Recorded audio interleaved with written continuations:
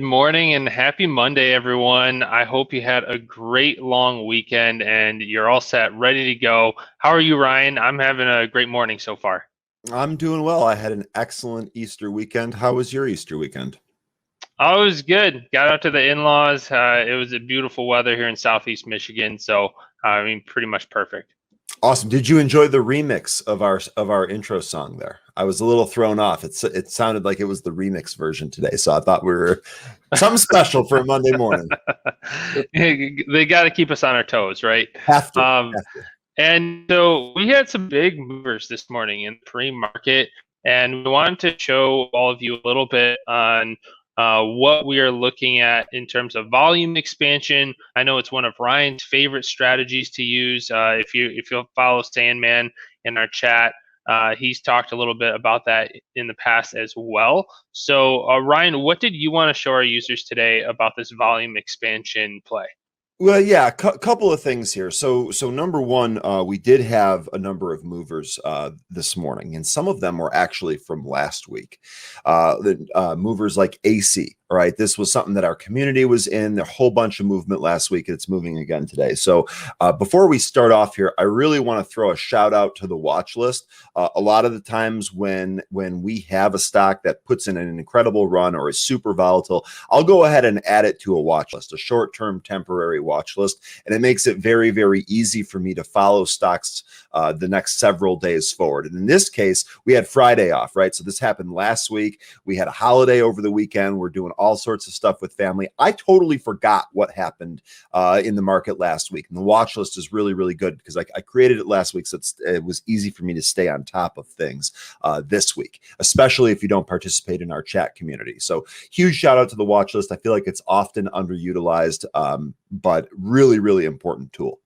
Now, as far as some of the new gap plays that you spoke about today, one of the things that I want to show is our mover scanner. And we've shown this a bunch, and we've shown this how to identify pre-market gaps and such. So I'm going to go ahead and set up our very famous, by now, if you will, pre-market scan. So I've just gone ahead and clicked on Gainers pre-market in session, so I'm seeing everything that's going up in the pre-market. Now, if you've joined us before, we've often shown this step, and we've said, one of the things that you can do is you can actually go through each one of these tickers, right? You can click on it, you can load the chart here, you can see if there's any type of reason as to why this is moving, and you can go through this list. And this makes it fairly easy, right? You can do this fairly quickly. You can do this before the market opens. So normally what happens is when I do this, I actually get through about 15 or 20 of them, depending on the morning.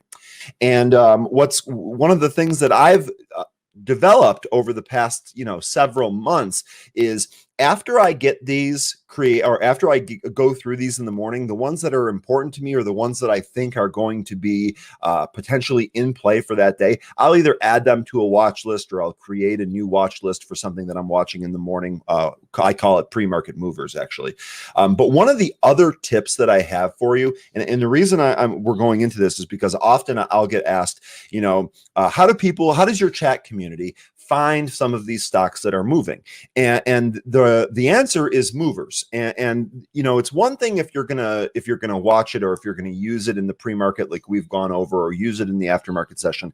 It's another thing if you're actually going to use it throughout the course of the day.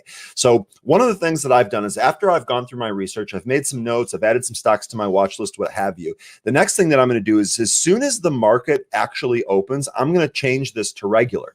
All right. And then as it's open, some of these numbers are going to change. Obviously, when we have pre-market selected, we're showing the gap in the pre-market. All of these numbers are going to change for the regular session. One of the things that you'll notice is that a couple of these tickers are now repeats from the pre-market session. So ticker XELB, this was not one of the stocks in the list, and you can see right off the open here, this actually jumps to the top of the board, right? So as soon as we open, we have kind of a mundane opening here, still holding positive, and then all of a sudden, this is where we have that volume expansion trade, right? So a couple of things. We're going to go ahead and anytime that you have a stock push off like this, especially as the volume is expanding, you can see each one of these volume sticks is getting bigger and bigger and bigger. as this is happening, you want to note where that movement stops, right? So that movement stops right here at about 275. I believe this is actually 274. I'll try to adjust that up 273. Go figure, Ryan. Come on. There, 274. All right. So as soon as that happens, you want to mark that point, because if this point falls again on volume, there's probably going to be a trade there. If there's a lot going on at the open and it's hard for you to keep track of things, this is actually where I leave the mover screen open on regular, because I want to see these numbers change, right? I want to see any new tickers that come into this list, or if any tickers drop out, they might not be potential targets anymore. In this case, if you had kept movers open, you would continue to see XELB climb the list here. And what happens is, as soon as we retest 274, look what happens on volume. Not only does the volume pick back up, but it actually eclipses the volume we were shown earlier. We break through that 274 spot, and then we actually keep on running here. And we have confirmation of this because the volume sticks are huge. We actually have another push up from the 320 level all the way up to the 360 level, and that's represented by the largest volume stick we've had on the day. Now, this stock is still up over $1 over that initial point that we identified from the chart. So just to recap here, you get your morning plan by using movers, seeing what's going up. Then as soon as the market opens, flip it over to regular and watch how those stocks change. Stocks that were on the list in the pre-market and then stay on the list in the regular session, definitely some interest in those stocks. And there's probably going to be a trade in either direction, depending on how you actually trade. So in this case, we actually were able to watch movers. We were set up with a volume expansion trade. This thing popped. The chat community was all over it. So if you're a part of the chat community, you might also have that as like another data point, because all of these people are watching these tickers and then throwing them out as they happen. So even if you weren't in our chat community today, you still had multiple trades using the movers tool. Absolutely, Ryan. And yeah, the way I always describe the movers tool is show me where the eyeballs are at. Exactly. Here are all the stocks that are going to be hitting not only our movers tool, but any other day trading scanner out there pretty much. And so it just increases the probability of a trade forming in the near future. And now you did say also we had an analyst action on GoGo, right? So we just wanted to show our users how that played out this morning. Yeah, absolutely. And the reason that I brought this up, obviously, I've been a GoGo holder for a long time. So I'm paying attention to things that are happening. And I got word yesterday that there was going to be an upgrade on GoGo. And I thought that was interesting, because last week we saw huge call buying in the April 11 call. Now all of a sudden we have this upgrade. Jonathan, I know that you and I have talked a lot about how you use analyst ratings in your trading plan to determine what stocks are being upgraded, what stocks are looking more strong or have some type of catalyst behind it. So one of the things that you can do here, let's go ahead and actually show the analyst ratings monitor. All right.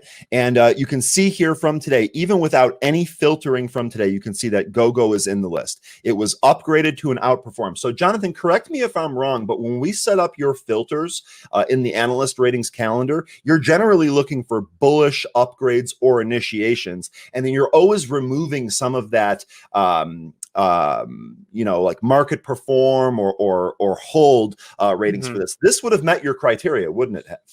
Right. And I don't think our users could see because of the branding, but that was second from the bottom. Sorry. No worries. It's just so there, now that row is highlighted in the analyst ratings calendar. Yep. So this should be easier to see here. I also clicked on GoGo so that you can actually see a chart. Now, this is typical of analyst ratings, right? So first of all, this stock closed below 10 on Friday.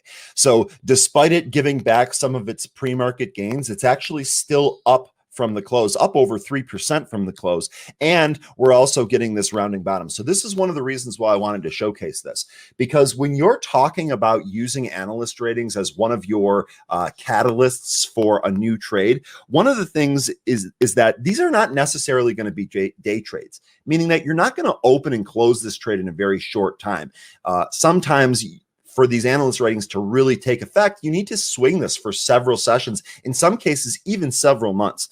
Now, in the case of GoGo, this is a longer term hold for me, so I was planning on holding this anyway. However, this price action, this is exactly what we want to see after an analyst rating.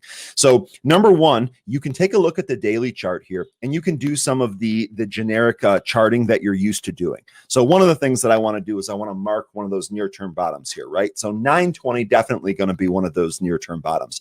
The other thing, we're just going to go back in here and we're going to mark off some other levels where this stock seemed to either have a battle or find some type of support and resistance. So right here, we found 920 as the support, and we found that we're also in kind of a resistance area, right? So we gapped up into this resistance area. What that means is that when the market opens, we're going to have this price discovery battle, and that's exactly what we're seeing here. So we gapped up into that resistance area. We kind of sold off. Now we're finding our footing, and the stock's starting to turn back up. So let's see what happens later this afternoon as we get around that 1050 level, and if we break that as we push towards 11. Again, analyst ratings, this type of stuff, this type of catalyst, not going to be a one-day catalyst. It's going to take several sessions for this to apply. And I mean, and that depends on the strategy, right? So it can take several sessions. Other times, you know, if you're looking at a smaller price per share stock, you could see a 10 to 20% move, especially with those initiations. So I guess I would just add that caveat that it depends on the type of stock that we're talking about. And also, if we look at the day chart on GoGo, it does seem like it's been in a short to midterm downtrend, you know, the past few weeks, right? Up and down a little bit. Absolutely. And that is going to be one of the things, right? So if this downtrend is broken, if we get a close above this recent trend line, that's going to be yet another data point in your trade plan. So a really good point about your caveat about you know, it being about your trading plan. Again, if you're trading a price target, right? If you're looking for a 20% move and you get that 20% move on a low price per share stock, that might be it for you. But maybe that's not part of your trading plan. In the case of GoGo, I've been holding this for several years since the threes, and I'm looking for something higher than this. So all of again, it really comes down to what your trading plan is. If you're looking for a particular percentage, you might be able to get that quickly. If you're looking for something a little bit long term, it might take several sessions for that to play out. Cool. And I do see in the chat here, someone was asking that we take a look at BlackBerry BB. Okay. So we can just hop over there and let us know if you guys have any other stocks that you want to take a look at inside of Benzinga Pro. So we're just navigating to BlackBerry here. All right. So they had a crazy spike. Anything in the news here? I don't have much more context to go off of here on BlackBerry. Yeah, it doesn't look like we just much. have some partner content on here. This valuation is problematic. This is, you know, something we've kind of known about for a long time. I actually haven't read that article, so I'm not sure what case the author is laying out. Okay, and then I see BW and DDD in there in the chat. Oh, I'm sorry. Ticker BW? Yep. Ooh, this is on kind of a nice run recently. Oh, very nice. So let's see here. Not much on BW either. What was that other ticker you had? DNN? And then we've got DNN and Triple D. And then Garima wants to look at Ford. Now, DNN, I do like this chart, right? We've seen this set up before, kind of a spike to carve out a range, and then we have kind of a recent double bottom that we're rounding off of. So actually on the daily chart, I really like this chart, especially for a short-term trade. We snap above that 130 area, 180 might be possible, especially if the volume comes in. So when you're talking about this for a trade plan, we've kind of set up our roadmap using some of the technicals here, but we really want the volume to confirm this trade. It's quite possible that we stall out at that 130. If we topple that on volume, I think we could be making another move towards the highs. What was one of the other tickers that you just threw out there, Jonathan? I'm sorry about that. Let's see. We look. Well, Garima wanted to take a look at Ford. I know Ford came up a while back, lots of times in the Power Hour. So we've been going back and forth about Ford's electric vehicle trajectory. Looks like it has a nice push up on volume here today. Yeah, absolutely. That's a really good point about Ford. You're going to have that quite a bit as some of these automakers are in headlines with some of the EV. You're going to see some of these moves back and forth. Now, Ford trades pretty thick, but nice little move here. About a 20-cent pop off of the intraday lows. All right. Thank you, everybody, for joining us today. We will see you again tomorrow, although Ryan's traveling to Detroit tomorrow, so it'll just be me. Yeah, it'll be good to see you here in Detroit, Ryan. And until next time, happy trading.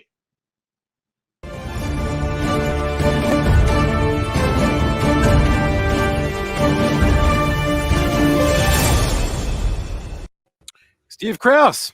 What up? Good morning. Good Monday, Spencer. How you doing? Good. How was your weekend?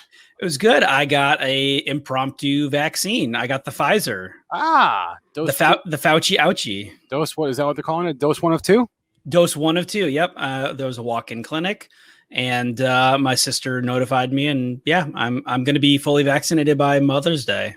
Excellent. All right. Steve Krause is with us, Benzinga's news master general, giving us an update on what headlines he's watching today. And Steve, some days are heavy on the news flow intraday. Most days are light, though. Today feels like a heavier day. There's a decent amount of news. After the open today. Yeah, there's some big legal news that we got to cover. There's some CDC guidelines. We got some upgrades and that you wanted to discuss. But let's start with the legal news. Yeah, actually, a very, very big and important lawsuit. Doesn't seem like it, but it's actually going to have a lot of implications. So this is Oracle v. Google. So this starts back in 2010 when Oracle acquired, I can't remember which company owned Java, but basically they acquired the company that owned Java. And Google, when they were building out their Android phone operating system, basically had to reverse engineer some of Java's API in order to get it to work on these phones. And basically Oracle sued them, basically saying you copied our code. You copied our API, and it's been an illegal battle pretty much ever since for about 10 years. Yeah. And as the banner says right there, today the Supreme Court in a 6-2 decision sided with Google. Basically said that some of the copying that they did was fair use, and that it did not infringe on copyrights. Now, why this is important is that it's basically a copyright lawsuit based on code and based on APIs. And so that kind of stuff has been floating around. So it looks like if you reverse engineer some APIs in order to build your own product, it's legally fair use. Yeah. And it's worth noting, Steve, as you mentioned, first of all, the company that Oracle bought was Sun Microsystems. Thank you. But as you mentioned, Oracle first sued Google back in 2010. Yep. And Oracle actually won the case. Google appealed all the way to the Supreme Court. So this has gone up through the ladder of the judicial system here in the U.S., and it has come to an end today. Yep. Oracle had been seeking, up to $9 billion in damages. They're not going to get that now. They're getting no damages. And the irony here is that where's Java at this point? Where's Java 10 years later, right? It's like, this supposedly large API that Oracle had, they lost this enormous fight based on software they're not even using much anymore. Right. But also to your point, though, this really is more notable for the general tech industry. Yeah. Because it sets a really big precedent for basically you're allowed now to copy lines of code, and you can't be sued for copyright. Yeah, as long as the exact details of what I haven't dove into the actual ruling yet, but what parts of the API that they reverse engineered and what specifically was ruled as fair use will be very interesting, and a lot of people will be picking apart. So yeah, that's going to be very, very impactful, important decision for the future. Sean Wilton in chat noting that Thinkorswim actually uses Java, so he's seeing a lot of apps. Yes, yeah, I was being a little facetious when I said Java was dead. Yeah, no, right. I granted, absolutely. Fair enough. If you look at the chart here, you can see Alphabet up 3% today on this headline. The stock was already, if you zoom out, was already breaking out here. So, I mean, it's at all-time highs before this headline. It was actually the only one of the FANG stocks doing remotely well recently. So this is only going to help Alphabet, or at least the stock. And if you look at Oracle today, if Google is going to be up, actually Oracle is up with the rest of the market. It just goes to show that doesn't always matter. Tech stocks are kind of flying today. Microsoft seeing some all-time highs. Facebook is doing well today. Yeah, just some general tech moving higher today. Well, you know what else is moving higher today? Airlines and cruise stocks. Travel in general. I'm just going to pull up RCL because that's the one that I look at the most. But they're all up today.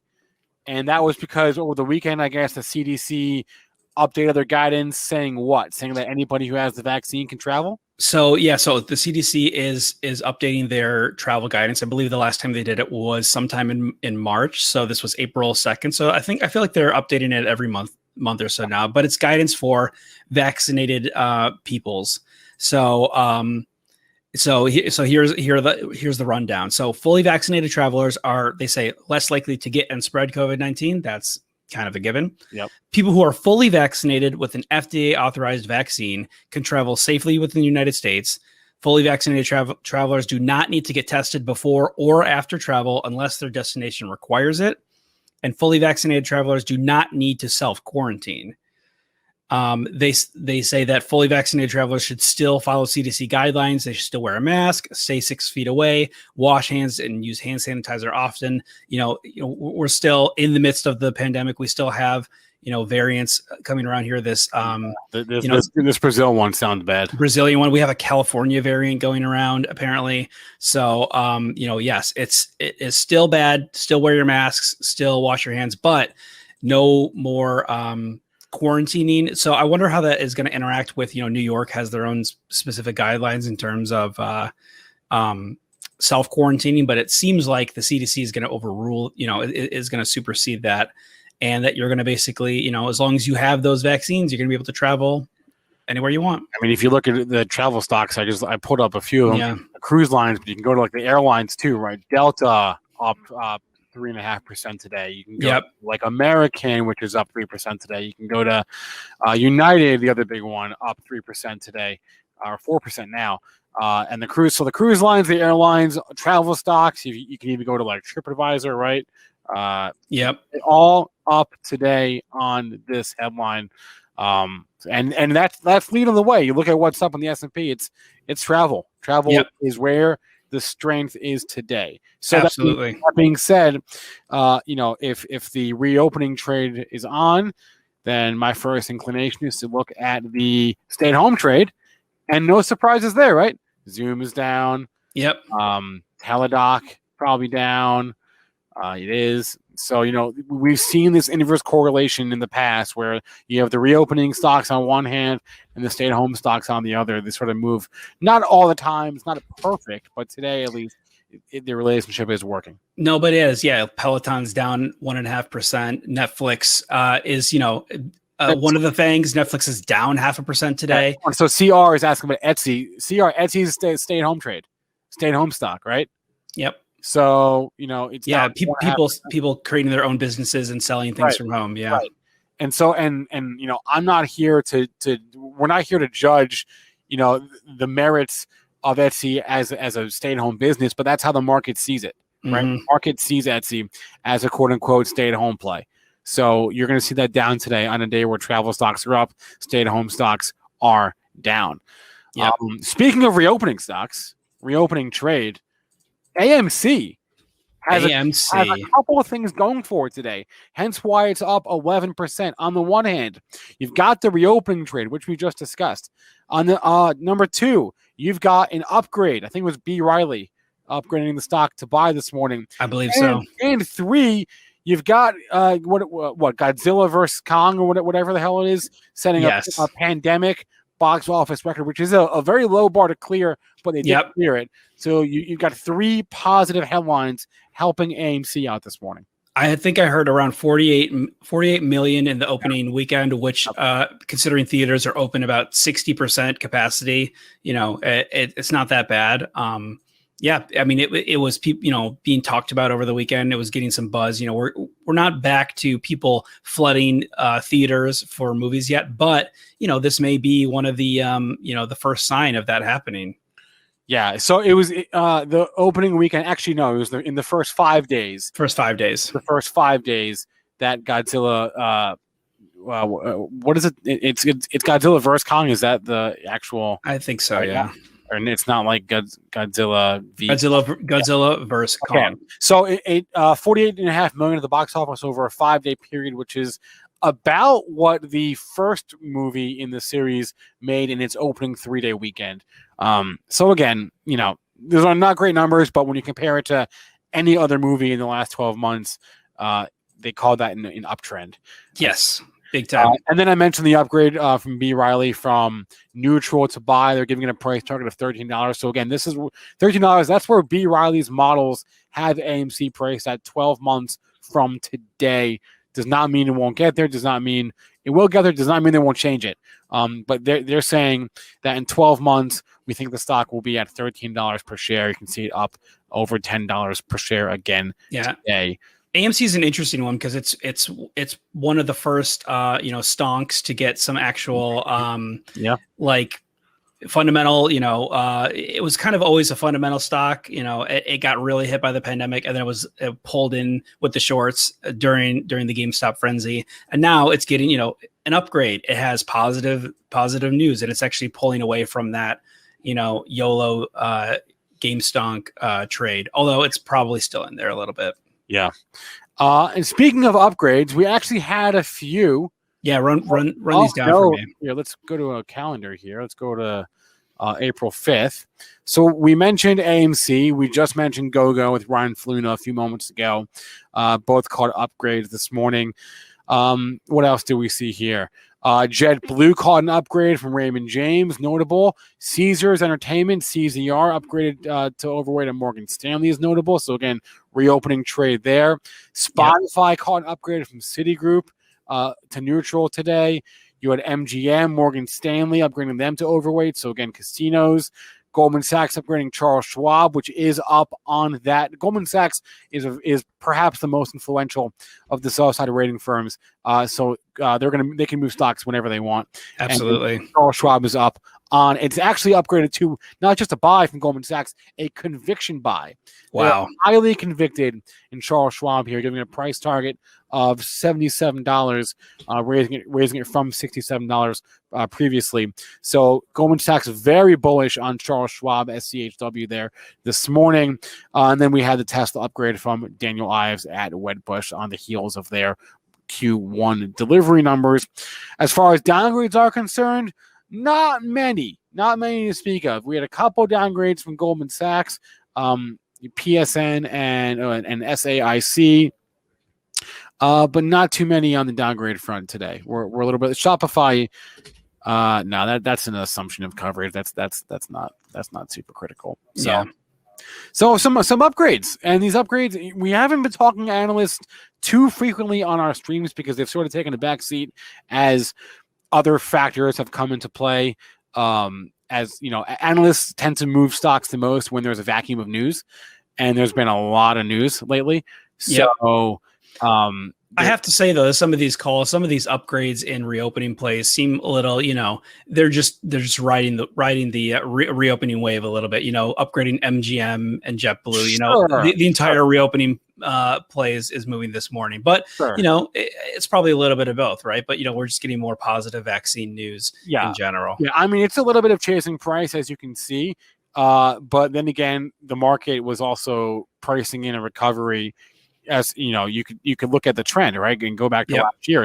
These stocks have been going up pretty much since straight up since the bottom in late March.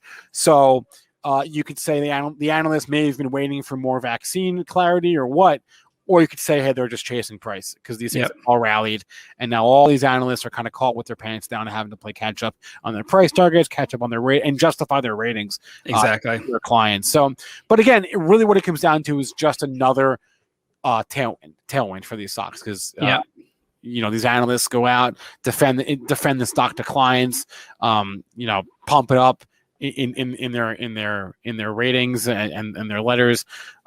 So yeah, it really just across the board here, analysts turning bullish on the reopening trade as we get more clarity on the vaccine and as these stocks, some of them are at new all-time highs, Steve. It's crazy. It's kind of crazy. Yeah, the casino stocks are reopening.